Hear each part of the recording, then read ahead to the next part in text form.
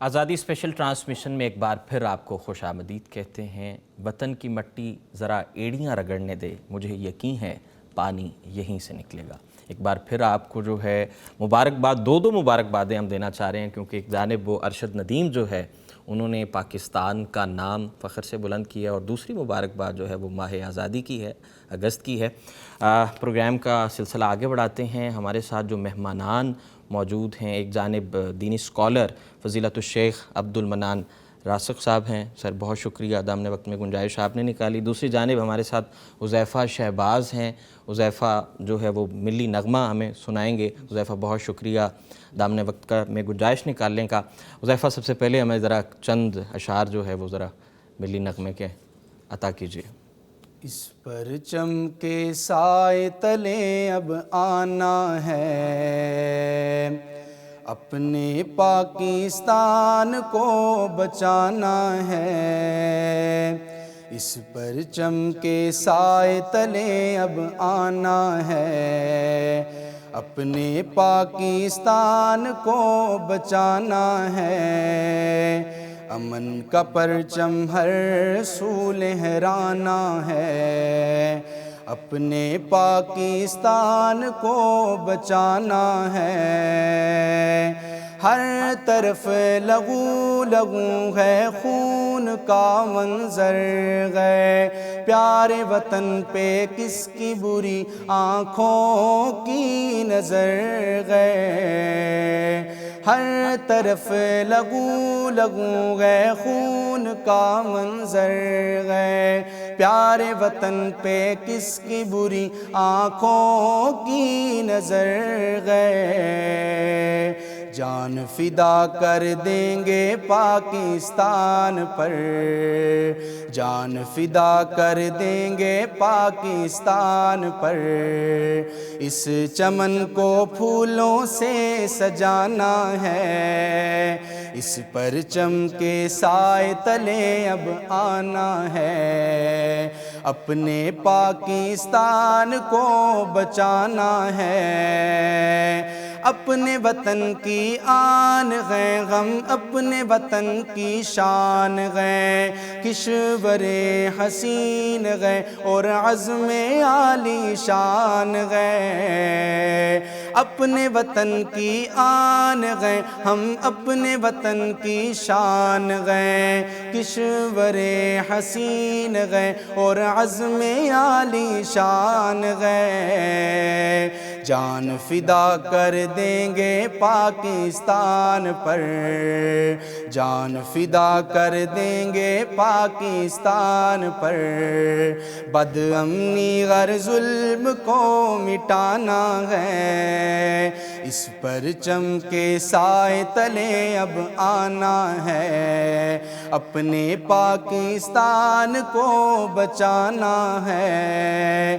امن کا پرچم ہر سو لہرانا ہے، اپنے پاکستان کو بچانا ہے۔ امن کا پرچم ہر سو لہرانا ہے، اپنے پاکستان کو بچانا ہے۔ حذیفہ شہباز بہت شکریہ آپ تشریف لائے، اور اللہ تعالیٰ مزید آپ کے ووکل میں جو ہے اس میں مزید جو ہے وہ برکت وسعت اور مزید اس میں جو ہے وہ نکھار پیدا ہو۔ ہم آگے بڑھتے ہیں جی۔ کسی بھی قوم کی ترقی میں، کسی بھی سوسائٹی کو بہتر بنانے میں اساتذہ کا، علماء کرام کا بہت کردار ہے، بڑا اہم رول ہے۔ اسی پر گفتگو کرتے ہیں ہمارے ساتھ نامور علماء کرام فضیلت الشیخ عبد المنان راسخ صاحب۔ سر یہ فرما دیں کہ قوم سازی میں جو اساتذہ ہیں، جو علماء کرام ہیں، ان کا کردار اس بارے میں بتائیے، اور رسول کریم صلی اللہ علیہ وآلہ وسلم نے اپنی قوم کی کیسے ذہن سازی فرمائی اور احادیث اور سیرت سے ہماری رہنمائی کرتے ہیں، تو اس بارے میں کتاب و سنت کی روشنی میں احادیث کی روشنی میں یہ فرمائیے کہ علماء اور اساتذہ کا کیا کردار ہے؟ بہت شکریہ، آپ نے بڑا پہلا سوال ہی بڑا اہم آپ نے کیا ہے۔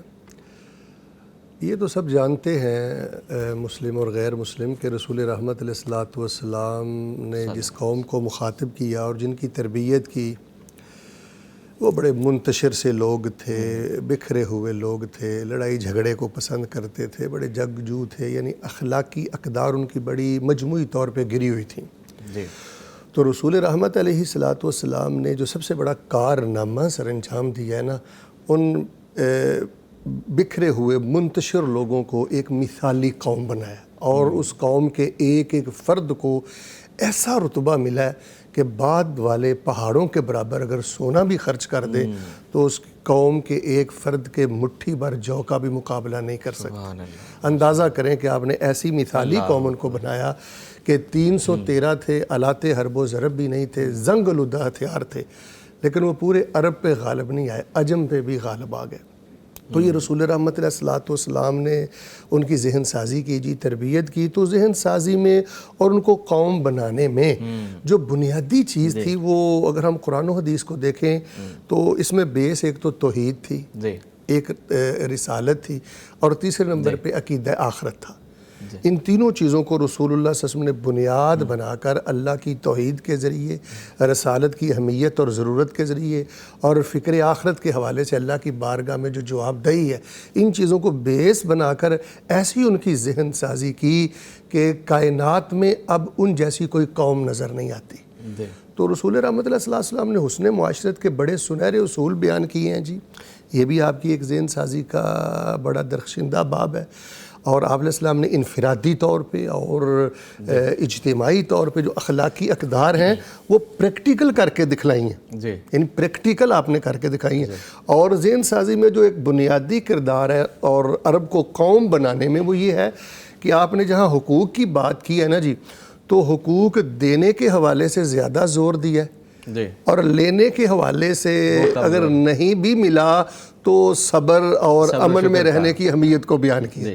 ہمارے ہاں من حیث القوم جو پرابلم ہے نا ہم لوگوں کو وہ یہ ہے کہ ہم حقوق لینے کی بات بہت کرتے ہیں، لیکن دینے کے محمد حال کے طور پہ اب بیٹا تو یہ چاہتا ہے کہ مجھے پاپا میرے حقوق دے، تو کبھی بیٹا یہ غور کرے کہ میں نے اپنے باپ کے حقوق ادا کیے۔ تو اس حوالے سے یعنی یہ ایک بڑا سنہرا اصول بھی ہے کہ حقوق دینے کے حوالے سے بڑی ترغیب ہے کہ 1 انچ کی کمی بیشی نہیں ہونی چاہیے، اور آپ نے لینا ہے تو کچھ کمی ہو گئی ہے تو نو پرابلم، صبر کریں، اللہ اجر دے گا۔ پھر جب آپ مدینہ میں تشریف لائے تو آپ کا پہلا خطبہ دیکھ لیں، افشوا السلام، اطعموا الطعام، وصلوا الارحام، وصلوا باللیل والناس نیام، تدخلوا الجنۃ بسلام۔ تو یہ ذہن سازی ہو رہی ہے، سلام کو عام کرو، کھانے کھلاؤ، رحم کے رشتوں کو جوڑو، ان کو توڑنا نہیں ہے، راتوں کو اٹھ کر اللہ کے سامنے رونا شروع کرو۔ آپ خطبۃ الوداع دیکھ لیں، لا فضل لعربی علی عجمی، لا ضرر ولا ضرار فی الاسلام، یعنی نبی علیہ الصلوۃ والسلام نے یہ ذہن سازی کی، ان کو یہ فکر دی کہ انسانیت میں ایک دوسرے کو نقصان پہنچانے کا کوئی تصور ہی نہیں ہے، بالکل یہ تو اچھے جانور بھی نہیں کرتے۔ تو رسول اللہ صلی اللہ علیہ وسلم کی 23 سالہ جو سیرت ہے، زندگی ہے جی، بالکل آپ نے یہ سب سے بڑا کارنامہ سر انجام دیا ہے۔ میں تو یہ آپ کا معجزہ بھی سمجھتا ہوں کہ ایک بکھری ہوئی قوم کو رسول رحمت علیہ الصلوۃ والسلام نے ایک مثالی قوم بنا دیا۔ اچھا یہ فرمائیے کہ شیخ محترم آپ مبلغ بھی ہیں، تو تبلیغ دین جو ہے یہ قوم سازی میں کیا کردار ادا کر رہی ہے؟ یہ آپ کا سوال تھوڑا سا تلخ ہے، تو میں کوشش کروں گا کہ جواب میں کچھ چاشنی رہے۔ جی بالکل بالکل۔ تبلیغ دین کا ہی بنیادی کردار ہے کسی قوم کو قوم بنانے میں۔ وہ ایک دعا آتی ہے صحیح مسلم میں، رسول رحمت علیہ السلام نے فرمایا یہ دعا کیا کرو، اللہم اصلح لی دینی الذی هو عصمت امری، اللہ میرے لیے میرا دین سنوار دے، میرا دین بچے گا تو میں بچوں گا، میرا دین بچے گا تو میرا وطن بچے گا۔ تو گرامی قدر دیکھیں، پہلی بات یہ ہے کہ تبلیغ دین ہی ذہن سازی میں اور قوموں کو ایک مثالی قوم بنانے میں کردار ادا کرتی ہے، لیکن وہ تبلیغ دین ہو۔ بڑی معذرت کے ساتھ ہمارے ملک میں اس وقت تبلیغ دین نہیں ہے جی، زیادہ طور پہ تبلیغ رسومات ہے، تبلیغ بدعات ہے، اور تبلیغ قصے کہانیاں ہیں، اور ایک دن کے منانے پر جنتوں کے ٹکٹ دیے جاتے ہیں. ایسا ہی ہے بالکل. تو جب یہ طور طریقے ہوں گے تو پھر قومیں نہیں بنتی, پھر ہم مثالی قوم نہیں بن سکتے. تو اگر ہم خالص قرآن و حدیث کو بیان کریں جی, توحید و سنت کو بیان کریں, اور خاص کر تبلیغ دین میں جو گھروں میں اور اداروں میں اخلاقی اقدار کے رسول پاک علیہ السلام نے فضائل بیان کیے ہیں, ہم ان کو بیان کریں تو میں سمجھتا ہوں سب سے زیادہ کردار ہی ذہن سازی میں تبلیغ دین کا ہے. اور آخر میں یہ بھی بتلا دینا چاہتا ہوں کہ ہمارے ملک میں جہاں جہاں کوئی خیر باقی ہے اور لوگوں کا ایک قومی ذہن ہے, ایک انقلابی ذہن ہے, فکری ذہن ہے, اور اگر کہیں کوئی خیر اور نور باقی ہے تو یہ صرف تبلیغ دین کی وجہ سے ہی باقی ہے. اس میں کوئی شک نہیں شیخ صاحب, اس میں کوئی شک نہیں. آگے یہ فرما دیجئے کہ جو اتحاد, اتفاق اور پاکستان میں یہ جو قومی یکجہتی ہے, قوم میں یہ جو یکجہتی ہے, اس کی فضا پیدا کرنے میں ہمارے علماء کرام کا کیا کردار ہے اور کیا کردار ادا کر سکتے ہیں؟ دیکھیں جی, میں ایک بحیثیت عالم دین نہیں, بحیثیت طالب علم سمجھتا ہوں کہ ملک پاکستان میں اور پاکستانیوں کو ایک مثالی قوم بنانے میں سب سے زیادہ کلیدی کردار, اہم ترین بنیادی کردار ہے ہی علماء کرام کا. اس حوالے سے سب سے پہلی بات یہ ہے کہ جو اسلام میں رواداری کا تصور ہے نا جی, وہ اس کو فروغ دیں. دیکھیں قرآن شریف میں ایک جگہ اللہ تعالیٰ نے فرمایا وَلَا تَسُبُّوا الَّذِينَ يَدْعُونَ مِن دُونِ اللَّهِ فَيَسُبُّوا اللَّهَ عَدْوًا بِغَيْرِ علم, کہ جو مشرک لوگ ہیں ان کو بھی برا نہ کہو, ان کو بھی گالیاں نہ دو. یعنی الفاظ کا چناؤ بہت اچھا ہونا چاہیے. بشروا ولا تنفروا, خوشخبریاں دینی چاہیے اور نفرت سے گریزاں رہنا چاہیے. اور پھر سب سے بڑی بات یہ ہے کہ جوڑنے کی بات کرنی چاہیے, توڑنے کی بات نہیں کرنی چاہیے. جب ہم نے علماء میں اسلام کے مطابق ایک کہہ لیں کہ رواداری آئے گی اور الفاظ کا چناؤ بہتر ہوگا, آپ اپنے موقف پہ ڈٹے رہیں, آپ اپنے مسلک سے وفاداری کریں, لیکن اپنے موقف کو ڈیلیور کرنے کے لیے اور اس کو بیان کرنے کے لیے اچھے سے اچھا انداز اپنائیں. یہ قوموں پر اچھا اثر چھوڑتا ہے. بلا شبہ جو ہے اس میں کوئی شک نہیں شیخ محترم کہ ہمیں جو ہے یہ جو اپنے الفاظ کا چناؤ ہے تہذیب کی صورت میں, اور ہمیں جو ہے ایسی ادائیگی کرنی چاہیے الفاظ کی جس سے نفرت اور اس طرح کا جو ہے وہ تاثر نہ جائے. تھوڑی سی پاسٹ کی بات کرتے ہیں کہ ہمیں پاکستان کے وقت جو ہے طلباء میں جو قوم کی ذہن سازی میں علماء نے جاندار کردار ادا کیا تھا, اس کی ذرا وضاحت فرما دیجیے. دیکھیں جی, کردار ہی علماء کرام کا تھا. اس میں تو بڑے بڑے علماء کے نام ہیں, ان میں سے سر فہرست وقت اجازت نہیں دے رہا ورنہ بقدر تفصیل سے بیان کرتا. اس میں علماء کرام کا ہی بنیادی کردار ہے. انہوں نے ہی لوگوں کا یہ ذہن بنایا کہ ہمیں الگ سے ایک خطہ چاہیے, خطہ ارضی چاہیے جہاں ہم اسلامی رنگ ڈھنگ میں بڑی آزادی کے ساتھ اپنی زندگی بسر کریں.